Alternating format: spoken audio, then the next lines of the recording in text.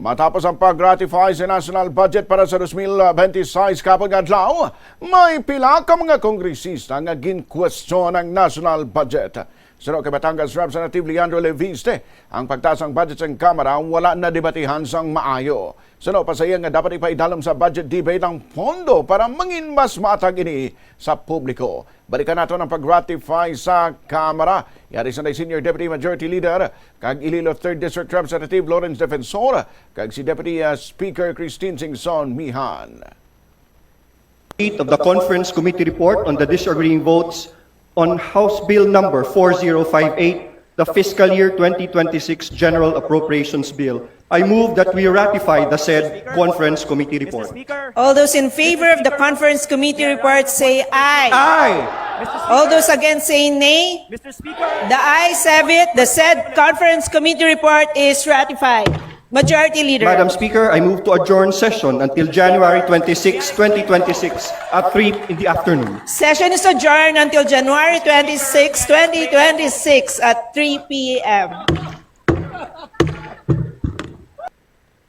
Samtang dismayado naman si ML Party List Representative Leila de Lima sa barasig nga pag-ratify sa Kamara sa BICAM report para sa 2026 General Appropriations Bill. Sunod kay de Lima nga no man sining boto pag isang viva voce nga botohan.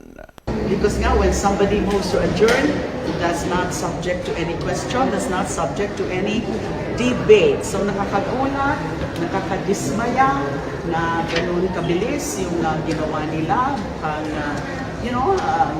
orchestrated syempre yung mga ganyan na mga laro. Well, you can say that. Kasi bakit?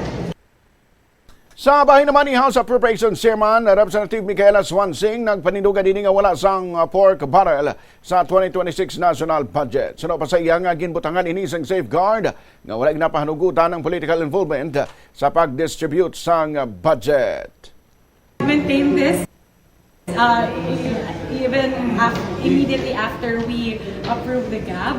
Wala pong pork barrel sa 2026 GAA at makikita nyo po na meron pang ang safeguard na inilagay tayo, which again is that prohibition on political involvement in the distribution of cash.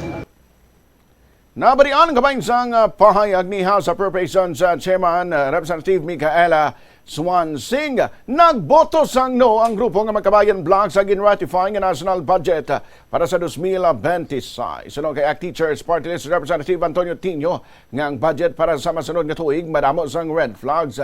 Sunod pa kay Tino hindi matuod nga wala sang pork barrel sa gin-propose nga budget. Ginpahayag sining apisar ginkuha ng iban nga pondo para sa DPWH.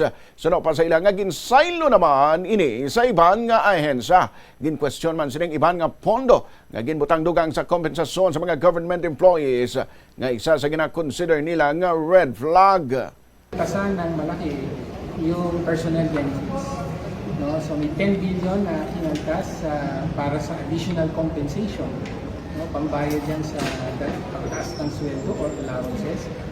Tapos may malaking binawas din sa retirement terminal leave benefits ng mga empleyado. 32 billion ang tinanggal. Tapos nilagay sa program ang mga ito. So sabihin nun, may tiyak na pera na nasa program para sa mga beneficiary na ginawa ang program to make room for additional insertions. Sa Senado naman, sunod kay Senate Finance Committee Chairman Sherwin Gatchalian, 3 ka mga senador ang wala nagpirma sa BICAM report. Gamos anday, Senadors Ronald Bato de la Rosa, Christopher Bongo kag Amy Marcos. Wala sa nakahibalo sang rason sunod kay Gatchalian kung nga wala nagpirma ang 3 ka mga senador. 2 pa ka miyembro sang minority bloc ang nagboto batok sa ratification. Gamos anday, Rodante Marcoleta kag Robin Padilla. Walang ibig sabihin, wag natin lagyan ng ibig sabihin yun. Hindi lang sila nakapunta. Kung nakikita nyo, kung nasundan nyo naman yung BICAM process, hindi rin lahat nakapunta. Iba nakapunta, iba hindi nakapunta. So walang ibig sabihin yun. In fact, we allowed e-signatures. So may pinadala na silang mga authorization letter para sa e-signature. So wag natin lagyan ng kulay yung hindi nila pagpunta. Yari, balikan naton ang kabahin sa pag-ratify sa Senado Kapon nila nga adlaw. I move that we approve and ratify the Conference Committee report on the disagreeing votes on House Bill number 4058. I so move. Any objection? Chair hears none. The Conference Committee report on the disagreeing votes on House Bill 4058 is hereby approved and ratified. Thank you, Mr. Sanay Senate Majority Leader Juan Miguel Zubiri kag Senate President Tito Soto. Natuksoan pa kahapon si Senador Lito Lapid kung gusto sini magatag sang mensahe pang nag-okay na ini sa budget. Mr. President, What about Senator Lito Lapid? Senator Lito Lapid may want to say a few words.